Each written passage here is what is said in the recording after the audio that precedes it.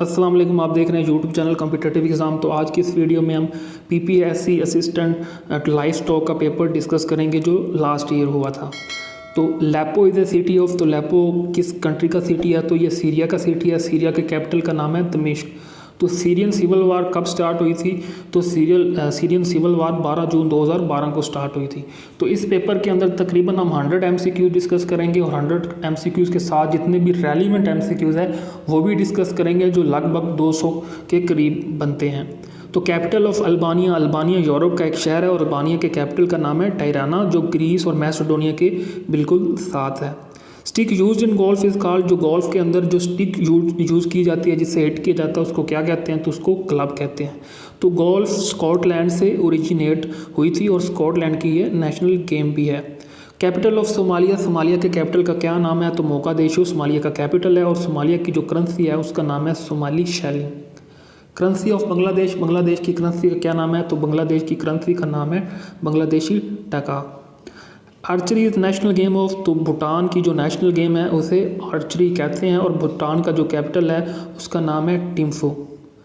Country having longest coast line, तो Canada की जो कोस्ट लाइन है यानी कनाडा का जो एरिया वो समुद्र से सबसे ज़्यादा लगता है, तो उसकी कितनी लेंथ है? 2,43,042 किलोमीटर कनाडा की टोटल लेंथ है। और कनाडा और यूएसए का जो बॉर्डर है ये दुनिया का सबसे बड़ा बॉर्डर है। UAE consist of how many Emirates, तो 7 स्टेट पे जो यूनाइटेड अरब इमारात है वो 7 स्टेट्स पे मुश्तमिल है, जिसमें अबू धाबी, दुबई, शारजा, अमान, उम्मुल क्वीन, फुजैरा और राइसल खैमा शामिल हैं। What is the length of tennis court, जो टेनिस कोर्ट है उसकी कितनी लेंथ है? तो टेनिस कोर्ट की लेंथ होती है 23.77 मीटर। तो कुछ टेनिस के फेमस प्लेयर देख लेते हैं कि उनका ताल्लुक किस किस कंट्री से है, क्योंकि अक्सर यह पूछ लिया जाता है।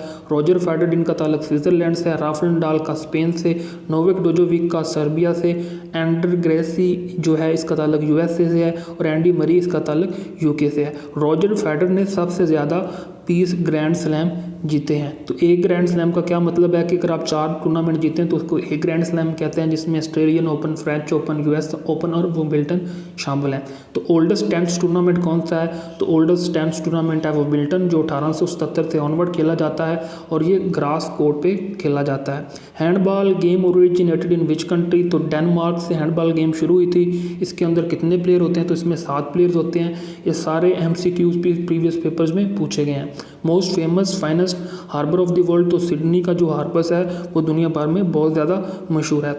तो ऑस्ट्रेलिया कॉन्टिनेंट को डिस्कवर किसने किया था? तो ये डच नेविगेटर थे विलियम जैसून, इन्होंने 1606 में ऑस्ट्रेलिया को डिस्कवर किया था। तो first secretary general of United nation जो यूथ फंड थे वो पहले सेक्रेटरी जनरल थे जिनका ताल्लुक एशिया से था। तो वैसे यूनाइटेड नेशन के पहले सेक्रेटरी जनरल का ताल्लुक नॉर्वे से था, टर्गी ली लाई उनका नाम था। तो यहाँ से बहुत से MCQs बनते हैं। मसलन अभी जो करंट सेक्रेटरी जनरल है यूनाइटेड नेशन के उनका क्या नाम है? एंटोनियो गुटेरेस उनका नाम है। इनका ताल्लुक पुर्तगाल से है और ये पुर्तगाल के फॉर्मर प्राइम मिनिस्टर हैं, यानी इनका 9th नंबर है। जो पहले एशियन थे उनका नाम यूथैंड था। और इसमें एक और MCQs बनता है कि वो कौन से सेक्रेटरी जनरल थे जो एयर क्रैश में जिनकी डेथ हो गई थी? तो डैग हैमरशेक जो दूसरे हैं, इनकी कॉन्गो के अंदर इनका हेलीकॉप्टर क्रैश कर गया था और इनकी डेथ हो गई थी। उसके बाद एक और MCQs बनता है कि वो कौन से सेक्रेटरी जनरल है जिनको अक़वाम मुत्तहिदा के स्टाफ में से ही सिलेक्ट किया गया था, तो उनका नाम है कोफी अन्नान। सेक्रेटरी जनरल को 5 साल के लिए इलेक्ट किया जाता है और 5 साल के बाद इसकी टर्न्योर को एक दफ़ा फिर एक्सटेंड किया जा सकता है।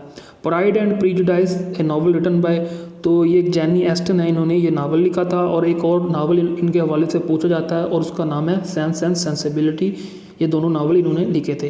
टाइगो Garcia is US military base located in, तो इंडियन ओशन में ये एक यूनाइटेड स्टेट की मिलिट्री बेस है। ग्वांतानामो बे जेल के हवाले से भी पूछा जाता है, ये कहाँ पे है? ये क्यूबा में है।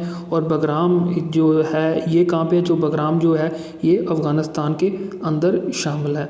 Office of United Nation commissioner of human right located in, तो United Nation commission of human right इनका हेड ऑफिस जनीवा में है। याद रखिएगा जनीवा में मोर देन 200 इंटरनेशनल ऑर्गेनाइजेशन के हेड ऑफिस हैं।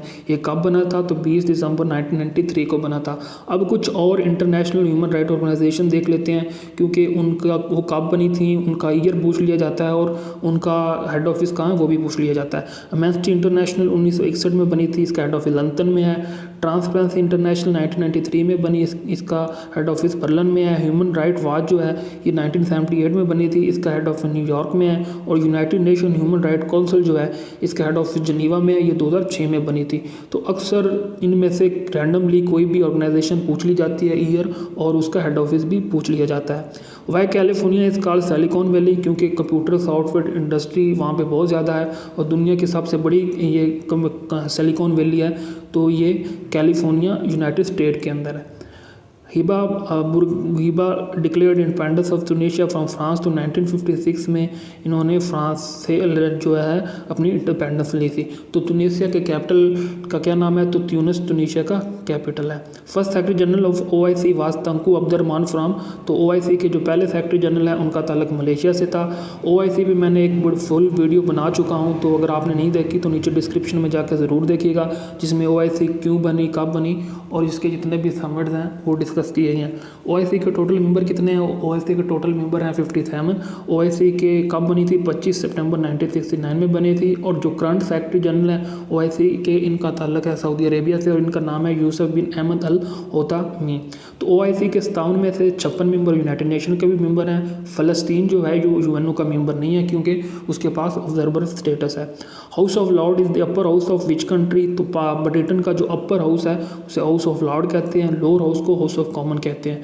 तो जो यूनाइटेड किंगडम के पहले प्राइम मिनिस्टर थे, इनका क्या नाम है, सर रॉबर्ट वालपोल इनका नाम है। तो ब्रेक्जिट रेफरेंडम कब हुआ था, 23 जून 2016 को ब्रेक्जिट रेफरेंडम हुआ था।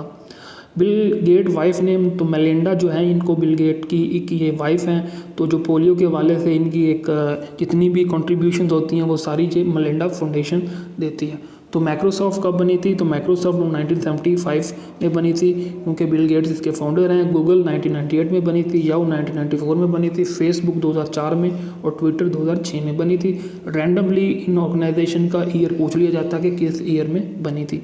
Current vice president of USA Kamela Harris जो है फर्स्ट फीमेल वाइस प्रेसिडेंट हैं यूनाइटेड स्टेट की। तो जो पहली वाइस प्रेसिडेंट थे यूनाइटेड स्टेट के, उनका नाम था जॉन एडम्स।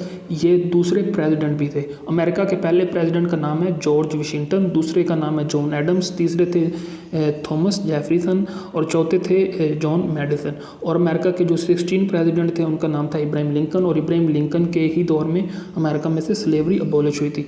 इस वक्त जो अमेरिका के करंट प्रेसिडेंट हैं जो बाइडेन, वो अमेरिका के 46 प्रेसिडेंट हैं और उनका ताल्लुक डेमोक्रेट पार्टी से है। और अमेरिकन प्रेसिडेंट जो है वो 4 साल के लिए इलेक्ट होता है और अमेरिकन इलेक्शन हर साल लीप ईयर में होते हैं और लीप ईयर 4 साल बाद होता है। और लीप ईयर में जो फरवरी का एक दिन है वो एक्स्ट्रा होता है।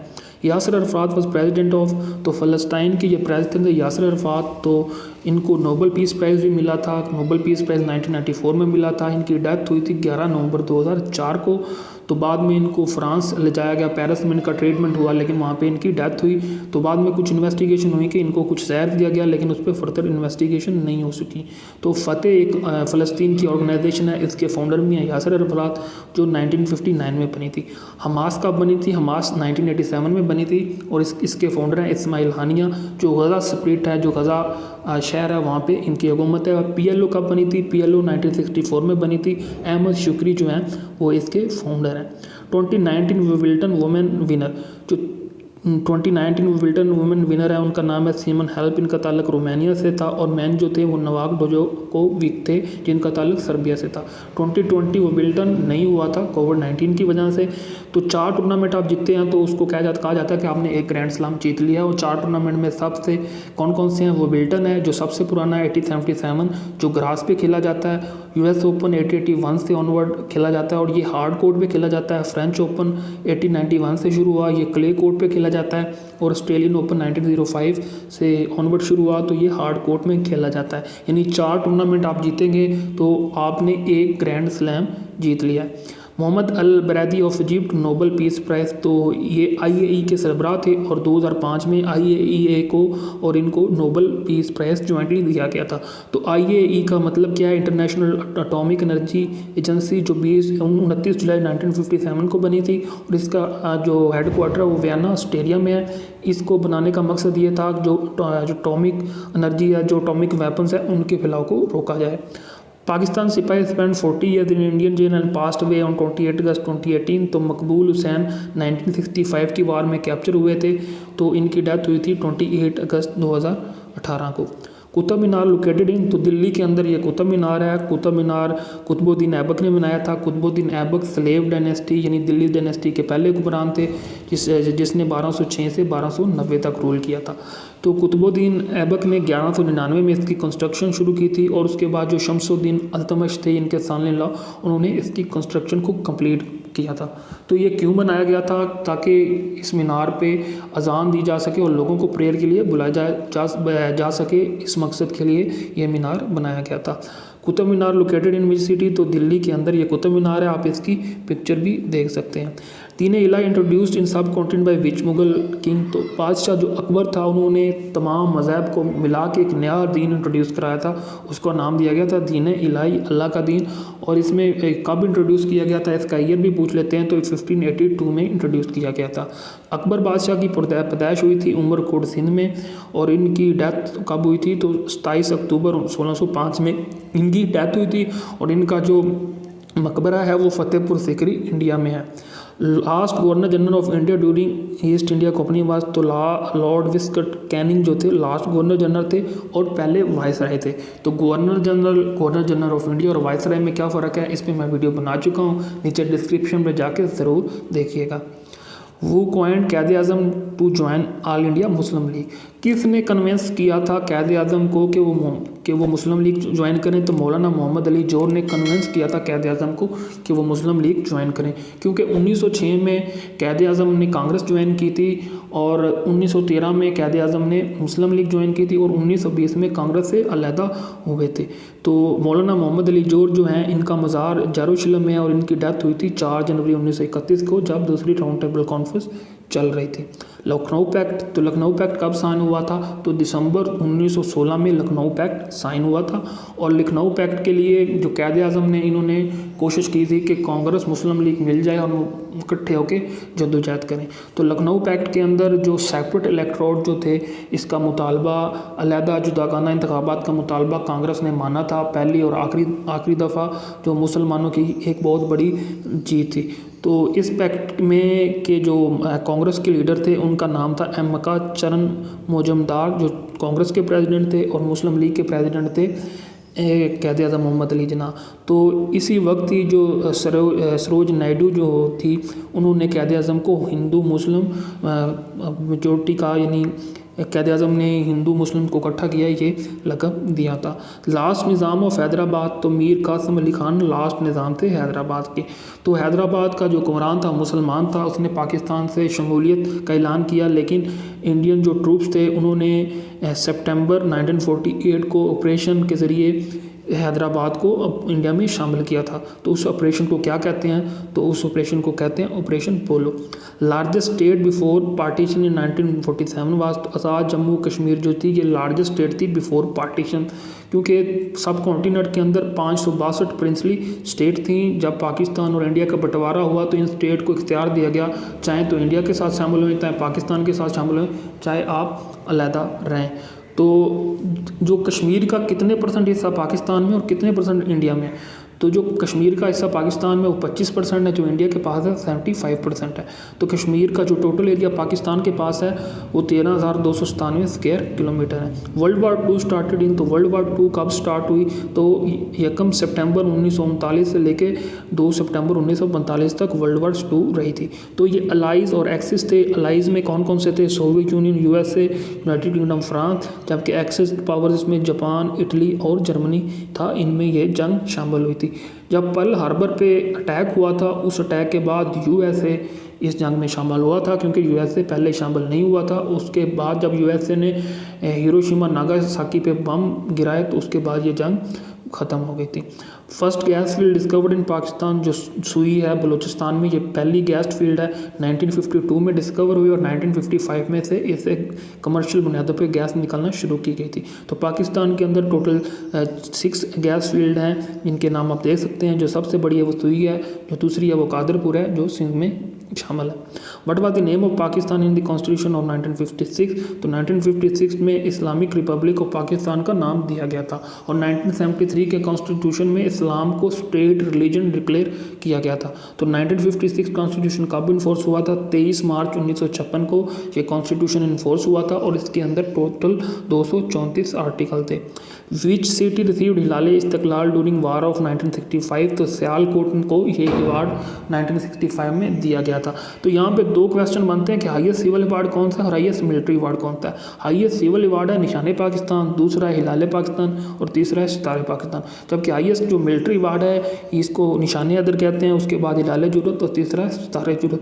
ये बिल्कुल याद रखिएगा क्योंकि इनमें से अक्सर पूछ लिया जाता है। अगर आप चैनल पर पहली दफ़ा हैं तो चैनल को सब्सक्राइब करना मत भूलिएगा ताकि आपको इस तरह की और वीडियो मिलती रहें।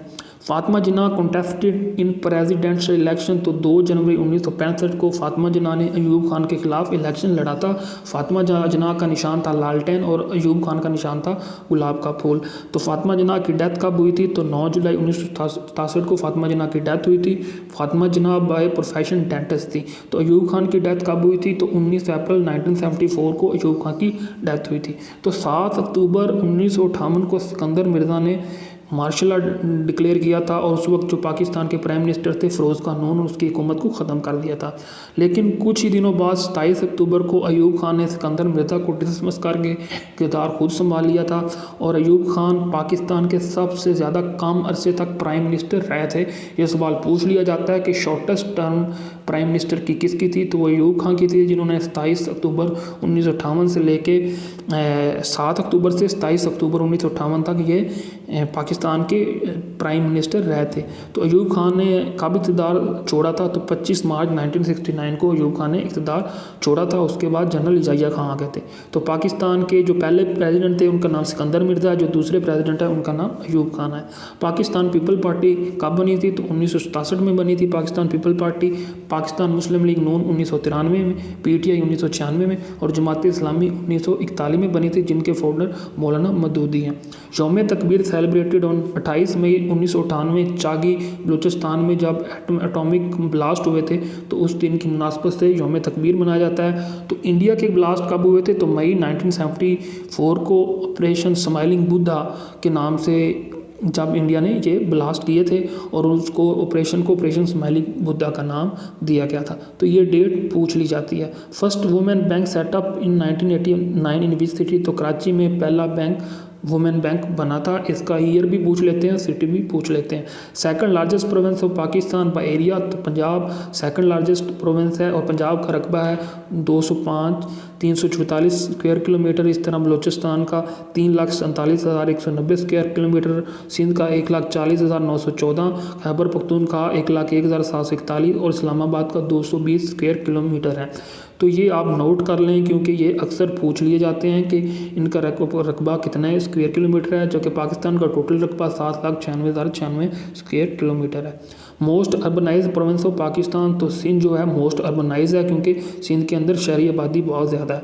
तो 2017 का जो सेंसस हुआ था इसके अंदर पाकिस्तान की पॉपुलेशन है 207 मिलियन। 2017 का जो सेंसस था ये छठा था, 19 साल बाद हुआ था और इसमें जो सिंध की आबादी थी वो 47.9 मिलियन, पंजाब की 110 मिलियन, बलूचिस्तान की 12.3 मिलियन और KPK की 35.52 मिलियन थी। Lady finger peak Pakistan Karakoram range में है और इसकी हाइट है 6000 मीटर। तो हिंदू कुश रेंज की सबसे बुलंद तरीन चोटी कौन सी है? तो हिंदू कुश की सबसे बुलंद तरीन चोटी का नाम है तिरछमीर और जो हिमालय रेंज की सबसे बुलंद तरीन चोटी पाकिस्तान है उसका नाम है नांगा पर्वत। जो K2 है ये कराकोरम रेंज की सबसे बुलंद तरीन चोटी है और जो हिमालयन रेंज की सबसे बुलंद तरीन चोटी है उसका नाम है माउंट एवरेस्ट। वो सबसे बुलंद है जो हिमालयन रेंज पाकिस्तान में है। पाकिस्तान में हिमालयन रेंज की सबसे बुलंद तरीन चोटी का क्या नाम है? तो उसका नाम है नांगा पर्वत। Malala Yousafzai was attacked in which year? तो स्वात में 9 अक्टूबर 2012 को मलाला यूसुफजई पे अटैक हुआ था। तो मलाला यूसुफजई को नोबल पीस प्राइज़ कब मिला था? 2014 में मिला था और अभी तक पाकिस्तान की 2 पर्सनैलिटीज़ को ये अवार्ड मिला गया है। 1979 में डॉक्टर अब्दुल सलाम को फिज़िक्स में मिला था और दूसरा मलाला यूसुफजई को 2014 में मिला था। तो यूनाइटेड नेशन ने इंटरनेशनल मलाला डे भी डिक्लेयर किया हुआ है। तो 12 जुलाई को हर साल इंटरनेशनल मलाला डे मनाया जाता है, जबकि 18 जुलाई को international Mandela day, Nelson Mandela day मनाया जाता है। Swat a beautiful valley located in which area of Pakistan, तो पोटोहार प्लोटो के अंदर ये स्वान वैली वाक़या है। तो सोन और हारू दो रिवर हैं, वो भी इसी वैली में ही हैं। Indus saga making of Pakistan, ये किताब किसने लिखी? तो ये लिखी थी एतजाज़ एहसन ने। तो अभी रिसेंटली कुछ ही हफ्ते पहले एक पाकिस्तान के जो साबिक़ा सफ़ीर थे, high commission of India Abdul Basit साहब, उन्होंने एक नई बुक लिखी थी इंडिया पाकिस्तान रिलेशन में, और उस बुक का नाम है हॉस्टैलिटी बुक, उस बुक का नाम है। तो इसके अंदर उन्होंने नवाज शरीफ पे काफ़ी संगीन इल्ज़ामात लगाए थे कि नवाज शरीफ, तारक फातमी और उस वक्त जो पाकिस्तान के फ़ॉरेन मिनिस्टर थे सरताज अजीज़ जो थे, उनका इंडिया के साथ जो रिलेशंस थे वो बड़े ही अपोलोजेटिक थे। कश्मीर के मामलात में वो बात नहीं करते थे। तो बड़े संगीन इल्ज़ामात इस बुक में नवाज शरीफ साहब पे लगे हैं। ज़मज़म मीन, ज़मज़म का मतलब है टू स्टॉप। तो हज़रत इब्राहीम अलैहिस्सलाम को जब अल्लाह ताला ने हुक्म दिया था कि आप हज़रत जो हाजना है और हज़रत इस्माईल अलैहिस्सलाम उनको एक जगह पे जाके छोड़ दें मक्का में और वापस आ जाएं, तो अल्लाह के हुक्म के मुताबिक हज़रत इब्राहीम अलैहिस्सलाम ने हज़रत हाजरा और हज़रत इस्माईल अलैहिस्सलाम को मक्का में छोड़ दिया था, खुद वापस आ गए थे। लेकिन कुछ दिनों बाद जब जो खजूरें उनके पास थी ख़त्म हो गई थी, तो हज़रत इस्माईल अलैहिस्सलाम ने एड़ियाँ रगड़ी थी और उनकी एड़ियों के नीचे से ही ज़मज़म का चश्मा शुरू हुआ था, जो आज तक जिससे पूरे मुसलमान इससे पानी लेते हैं। तो ज़मज़म के चश्मे से पहले जो हज़रत हाजरा हैं, उन्होंने सफ़ा और मरवा के दरमियान कुछ चक्कर लगाए थे, जिसकी मुनासबत से हज में चक्कर लगाए जाते हैं। तो जन्नतुल बकी मदीना मुनव्वरा का एक बहुत बड़ा कब्रिस्तान है, जिसमें बहुत सहाबा कराम की और बहुत से जो इस्लामिक बड़े बड़े लीडर्स थे उनकी कब्रें शामिल हैं। इसराइल टाइटल ऑफ, तो इसराइल टाइटल था हज़रत यकूब का। हज़रत इब्राहीम अलैहिस्सलाम के 2 बेटे थे, 2 शादियाँ हुई थी, हज़रत हाजरा और हज़रत सारा से। हज़रत हाजरा से हज़रत इस्माइल थे और हज़रत सारा थे हज़रत इसहाक, और हज़रत इसहाक के बाद हज़रत यकूब, और हज़रत यकूब के बाद हज़रत यूसुफ अलैहिस्सलाम थे, जिनके 11 भाई थे। तो ये 2 चीज़ें पूछ ली जाती हैं। हज़ूर पाक सल्लल्लाहु अलैहि वसल्लम जो थे वो हज़रत इस्माइल अलैहिस्सलाम की नस्ल में से थे। लिटरिक मीनिंग ऑफ ज़कात, तो ज़कात का मतलब है क्लीनिनेस। तो ज़कात कब फ़र्ज़ हुई थी? तो ज़कात 2 हिजरी को फ़र्ज़ हुई थी। 5 ऊँट, 40 बकरियाँ और 3 गाँव पे ज़कात फ़र्ज़ होती है। अगर आपकी जो लैंड है वो एरीगेटेड है, नेचुरल वे से है, तो 1/10। अगर इन नेचुरल तरीके से आप करते हैं तो फिर 1/20। तो ज़कात कितनी दफ़ा कुरान में है? तो 32 दफ़ा ज़कात का लफ्ज़ कुरान में आया है। और ज़कात और उशर ऑर्डिनेंस कब जारी हुआ था? तो 1980 में ज़कात और उशर ऑर्डिनेंस जारी हुआ था। ये तमाम चीज़ें पूछ ली जाती हैं। अगर आप पहली दफ़ा चैनल में हैं तो चैनल को सब्सक्राइब लाजमी कीजिएगा। ज़कात सूरत तौबा की आयत नंबर 60 के अंदर ज़कात का जिक्र है, जिसमें मुसारफ़े ज़कात बताए गए हैं। ये भी सवाल पूछ लिया जाता है। शेख अब्दुल कादिर जिलानी बरीड, तो बगदाद जो इराक़ का कैपिटल है, वहाँ पे शेख अब्दुल कादिर जिलानी रहमतुल्लाह अलैह बरीड हैं, और इनका फुल नाम था Mohiuddin Abu Mohammad Abu Saleh Abdul Qadir Jilani. Calamity of mosquito on which prophet, तो जो मच्छरों की बीमारी थी वो किस नबी की फॉलोअर्स पे जारी की गई थी? तो हज़रत इब्राहीम अलैहिस्सलाम के जो फॉलोअर्स थे, नाफरमानी करते थे, तो उन पे ये अल्लाह का अज़ाब आया था। हज़रत इब्राहीम अलैहिस्सलाम के वालिद का नाम क्या था? इनके वालिद का नाम अज़र था। हज़रत इब्राहीम अलैहिस्सलाम ने पहली दफ़ा हज किया था, और कुरान करीम में 69 टाइम जो है हज़रत इब्राहीम अलैहिस्सलाम का नाम शामिल है। तो हज़रत इब्राहीम अलैहिस्सलाम को खलीलुल्लाह, फादर ऑफ प्रॉफिट्स और आइडल डिस्ट्रॉयर के नाम से जाना जाता है, जो हज़रत इब्राहीम अलैहिस्सलाम की टाइटल है। There is no compulsion of religion in Islam in which सूरा, किस सूरा में कहा गया कि इस्लाम के अंदर कोई कंपल्शन नहीं है? तो ये सूरा बकरा के अंदर कहा गया। सूरा बकरा कुरान मजीद की सबसे ज़्यादा बड़ी सूरा है और इसका नंबर 2 है। तो चेंजिंग ऑफ किबला किस सूरा में आया? ये भी सूरा बकरा में आया है, क्योंकि जब हज़ूर पाक सल्लल्लाहु अलैहि वसल्लम ने मक्का से मदीना हिजरत की थी, तो आप सल्लल्लाहु अलैहि वसल्लम ने कहा था कि अब हम बैतुल मुक़द्दस की तरफ मुँह करके नमाज़ पढ़ेंगे। तो तकरीबन 18 माह जो है बैतुल मुक़द्दस मुसलमानों का किबला अव्वल रहा था। तो जो सूरह बकरा है इसके अंदर 40 रुकू और 286 आयत हैं, और आयतुल कुर्सी है ये भी सूरह बकरा में है, और ये कौन सी आयत है? ये 255 आयत है। सेकंड मेजर गज़वा of Islam under the leadership of holy prophet peace be upon him, तो जो सेकंड मेजर गजवा था, गजवा उसका नाम था ओद। ओद कब हुआ था? 3 हिजरी 6 शवाल 625 को हुआ था। और ओद के अंदर जो कुरैश मक्का था, यानी मक्का का के जो कुरैश थे, उनकी क़यादत कौन कर रहे थे? तो हज़रत जो है अबू सुफियान उनकी क़यादत कर रहे थे, क्योंकि अभी तक वो मुसलमान नहीं हुए थे। 8 हिजरी में हज़रत अबू सुफियान ने ये जो है इस्लाम कबूल किया था। तो अबू सुफियान का क़यादत कर रहे थे उधर जो मुसलमानों की तरफ से हज़ूर पाक सल्लल्लाहु अलैहि वसल्लम क़यादत कर रहे थे। तो यहाँ पे एक वाक़या हुआ था कि आप सल्लल्लाहु अलैहि वसल्लम ने 50 तीरंदाज़ों को एक पहाड़ पे खड़ा किया था कि जो कुछ भी हो जाए आपने ये जगह नहीं छोड़नी। तो इब्तदाई तौर पे मुसलमानों को फ़तह नसीब हुई, तो 50 में से 35 जो तीरंदाज थे वो नीचे आ गए। तो हज़रत खालिद बिन वलीद देख रहे थे, तो उन्होंने पहाड़ी की पीछे की तरफ से काफ़ी ज़्यादा तेज़ अटैक किया था, जिसकी वजह से मुसलमानों की काफ़ी ज़्यादा शहादतें हुई थी। तो 70 मुसलमान इसमें शहीद हुए थे, 33 इसमें कुफार मारे गए थे। अबू सुफियान कुरैश का जो लश्कर था उसकी क़यादत कर रहे थे। ओद के अंदर 1000 का लश्कर जो था मुसलमानों का था, 3000 का जो था मक्का के कुरैशियों का था। और बैटल ऑफ ओद में हज़ूर पाक सल्लल्लाहु अलैहि वसल्लम के दांत मुबारक भी शहीद हुए थे। और इसी गज़वा में हज़रत अली को की जो तलवार थी, जुल्फ़कार, इसका जो टाइटल है वो दिया गया था। और हज़रत हमज़ा अलैहिस्सलाम जो है उनकी भी डेथ जो है वो इसी गज़वा में हुई थी, क्योंकि गज़वा बदर में हज़रत हमज़ा अलैहिस्सलाम ने अबू जहल को जो मार दिया था। तो अबू जहल के जो हिंदा जो थी उसने बदला लेने के लिए एक ग़ुलाम के ज़रिए जो है शहीद करवा दिया था हज़रत हमज़ा को गज़वा ओद में। तो जो मदीना था, मदीना के अंदर 5 कबाइल थे, जिनमें 2 अरब थे, 3 यहूदियों के थे, बनु कुनैका, बनु नुज़ैर और बनु कुरैज़ा। जो बनु कैनका था उसको गज़वा बदर के बाद बैदि की वजह से मदीना से निकाल दिया गया था। और गज़वा ओद में बनु नुज़ैर को निकाल दिया था। और गज़वा खंदक के बाद जो बनु कुरैज़ा जो तीसरा कबीला था यहूदियों को, उसको मदीना से निकाल दिया गया था। फिर ये सारे कबीले जाके खैबर में इकट्ठे हो गए थे, और जहाँ पे 7 हिजरी को जाके जंगे खैबर हुई थी। तो जो 2 कबीले थे, जो कुरैश और खजरज, ये अरब कबीले थे। और जो 3 कबीले थे, बनु कुरैज़ा, बनु कैनका और बनु नुज़ैर, ये यहूदियों के कबीले थे।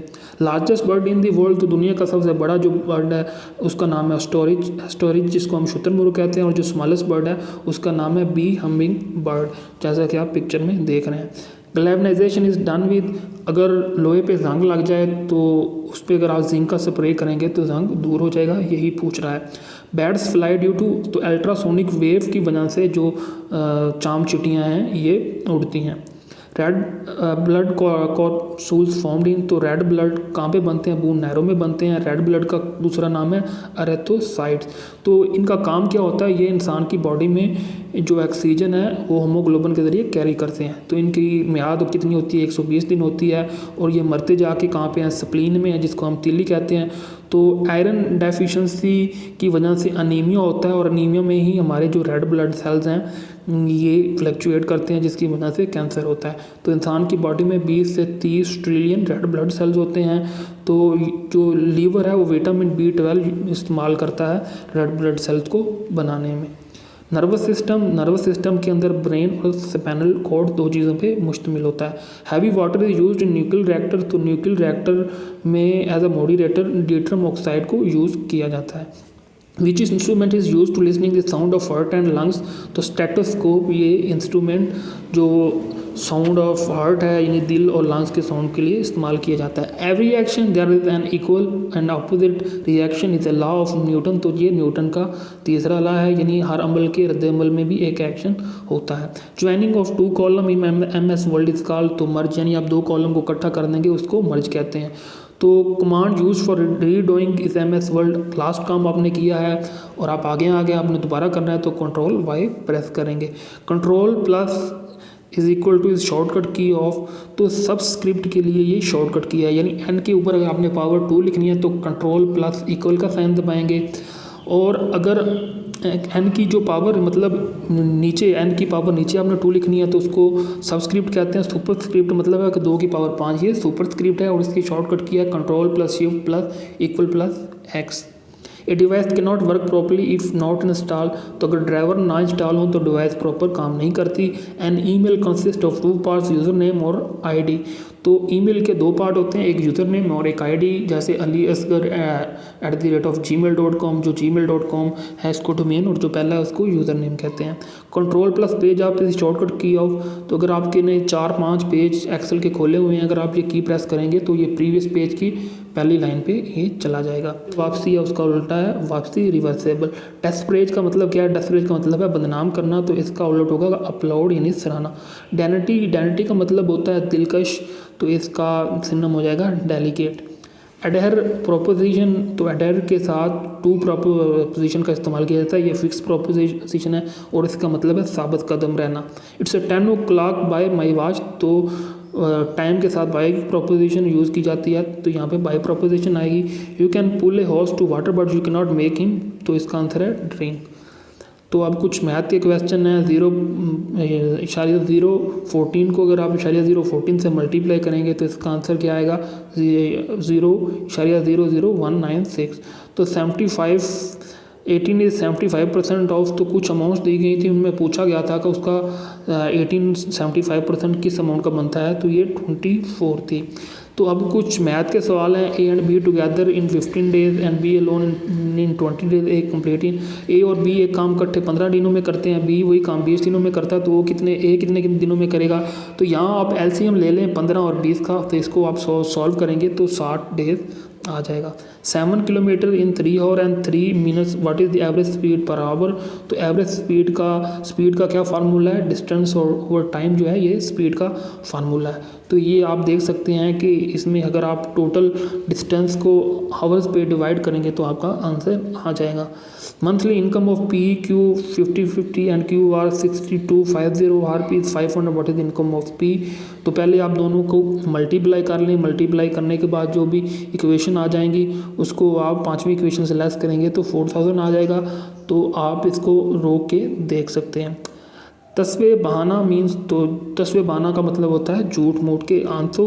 बाल बिगा करना, बाल बिगा का करने का मतलब क्या मतलब है? इसका मतलब है नुकसान पहुंचाना। शब रफ्ता, ये मजीद अमजद ने ये किताब लिखी थी। सफ़रनामा बसलामत रवि, ये किसने लिखा था? तो कर्नल मोहम्मद ख़ान, ये मज़ाया नगार जो थे इन्होंने ये लिखा था। कुक एंड बुल स्टोरी मतलब है झूठ मूठ की कहानी। पानी भरना ग्रामर की रूह से क्या है? तो ये रोज़मुर्रा है। काम का नकाज का दुश्मन, तो ये मुहावरे का अगला हिस्सा कौन सा है? तो यह काम नकाज का दुश्मन अनाज का।